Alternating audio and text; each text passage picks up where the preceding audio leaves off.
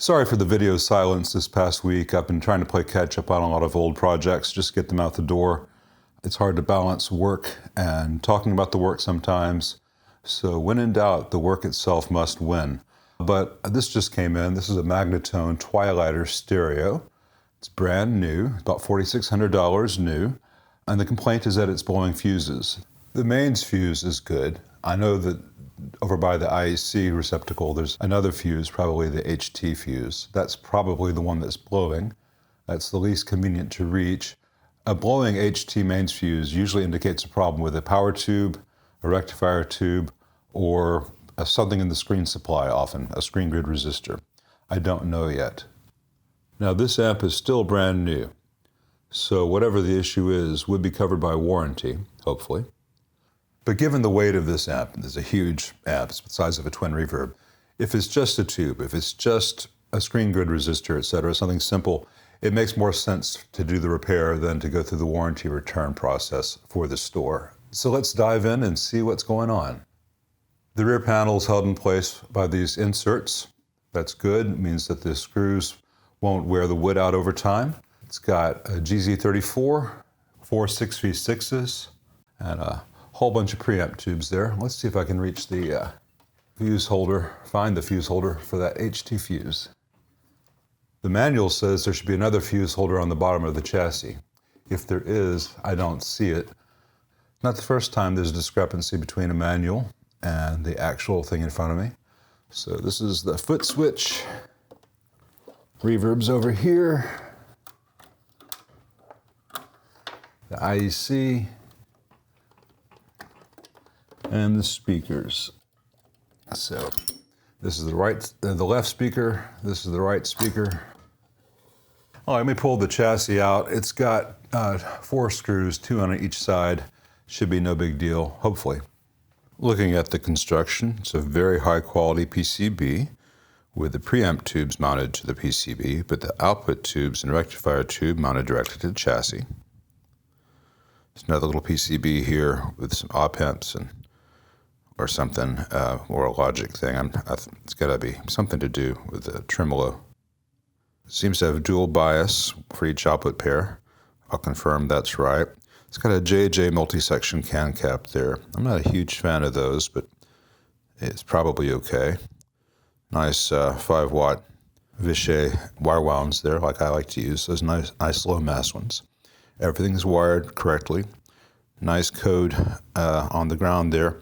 Well, technically, this should not share this ground, but better than a lot of amps I see. Just the one mains fuse here, which I've already confirmed is the correct 3 amp, and it's not blown. I have pulled the 4 6v6s, and I have pulled the GZ34 rectifier tube, and I'm going to power it up without tubes. If everything's fine there, I'll add the rectifier tube. If everything's fine there, I'll add the power tubes. This lets us test the unloaded secondaries of the power transformer. Lets us test the rectifier, which is probably the most likely cause of a bad fuse. I say unloaded. We're going to have the preamp tube load, but that's pretty microscopic compared to what the power tubes draw as far as current. Let's get started.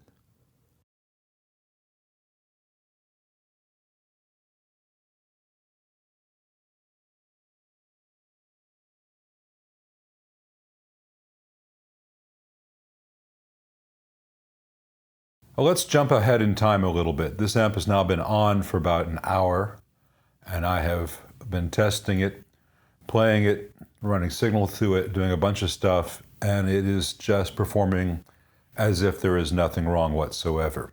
More on that in a moment. If I didn't know any better, I think this was not only a healthy amp, but a very, very well-built healthy amp. And so let's talk about the build quality. We've got discrete switchcraft 12A jacks mounted directly to the chassis, toothed washers. Same thing for the output jack, so that there's not using the shunt, but it's the same jack. The pots are alpha 24mm 3/8" bushings, except for this one, which is a rotary switch. Again, they have toothed washers. Everything's done well. The pots are not mounted to the PCB.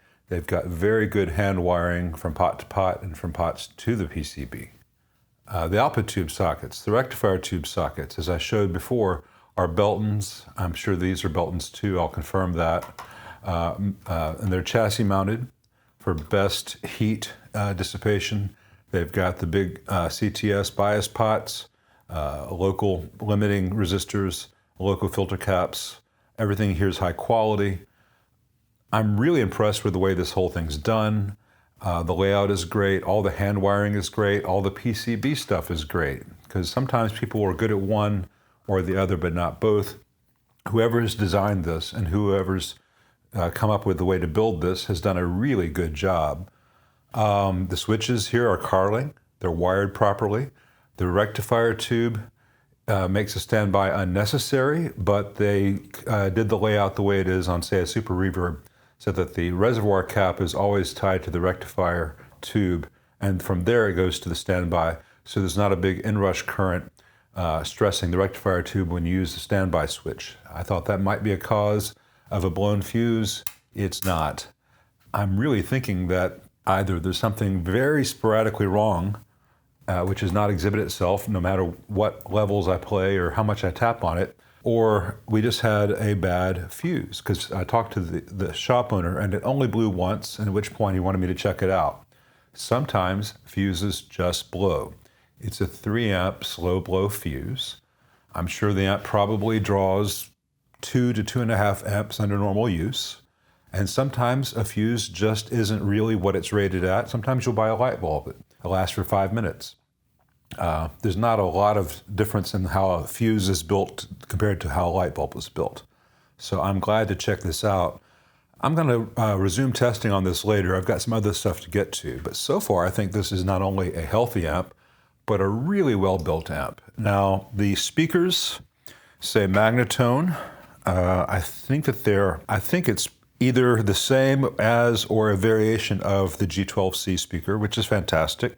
It's got a really nice high-quality reverb tank and a really nice like Cordura nylon bag. All the foot switches, all the accessories are really great. The wiring to and from the speakers is great. Switchcraft plugs on the speaker connections. They're doing everything the way I would do it. The question to some people is this worth the $4,600? Two things to think about.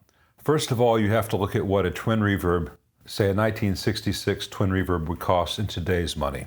And it's about a $3,500 to $4,000 amp when you adjust for inflation. I've seen different inflation calculators that come up with slightly different results. But basically, to bring a twin reverb built the way they actually were in 1966 to market, it's going to be a $3,500 to $4,000 amp. This is more complicated than a twin reverb. It's got 2 output transformers, 2 wholly separate output sections for the left and right, and the tremolo, the harmonic tremolo in this circuit, is very complicated and relies on these parts, and I don't remember the name of them. Sorry, I'm not trying to pretend to know everything. I have known that in the past. And if you're working on an old Magnatone from the 50s or 60s, and one of these is bad, you're kind of SOL because it hasn't been made in 30, 40 years. The new Magnatone company has had them made for them. That's why they say M on them. This is not a Vichy, this is not a Zycon. This is something that they have made to spec so they can reproduce that old harmonic tremolo. That is expensive to have a component made, because this is the only industry that uses them, and only Magnatone has them. So these 4 right here, and the complexity of the circuit, to me, that justifies the price. The twin reverb, the Fender vibrato circuit, tremolo circuit, whatever you want to call it, is much simpler than the way it is done here. Many fewer components, many fewer things to go wrong. This is even more complex than this tremolo circuit, vibrato circuit, as Fender called it, used in, say, a 62 Bandmaster or concert with Fender's harmonic trim, which is really finicky. The Vox AC30, the JMI, that tremolo, is also very similar to the Fender. This is another level. Later, once I'm sure the amp is completely healthy, I'll put it all back together, we'll mic it up, we'll get a chance to really hear it. I'll have to set up 2 mics, won't I? But it's really, I'm knocked out by this. Now people are gonna be like, oh, why don't they use CTS instead of alpha? There's no difference in quality, but the CTS pot tapers tend to suck, especially like on a volume where there's just nothing below 9 o'clock. It just goes from loud to nothing. The taper on this Alpha is much better. I'm really impressed by this amp. The build quality is great. It's quiet. The tubes in the output, they have 4 JJ 6v6s. They have a tube amp Dr. GZ34. Let's see what brand they're using for the preamp tubes. They're using JJs. That's fine for the price point. If you want to change that to something else, change that to something else. But for a current production amp, especially this year when a lot of the Russian tubes have not been available and the Chinese Shuagang factory has been down, and the new Chinese Pisvane factory that does the tube amp Doctor stuff is starting up, JJs are a good choice for a production amp. So I think we're going to stop this video here unless it wants to catch on fire in the next 30 minutes. We're probably going to have to revisit this in the second video, where I'll probably say, hey, I ran it for a few more hours, everything seemed fine, this is what it sounds like, go try one if you're interested.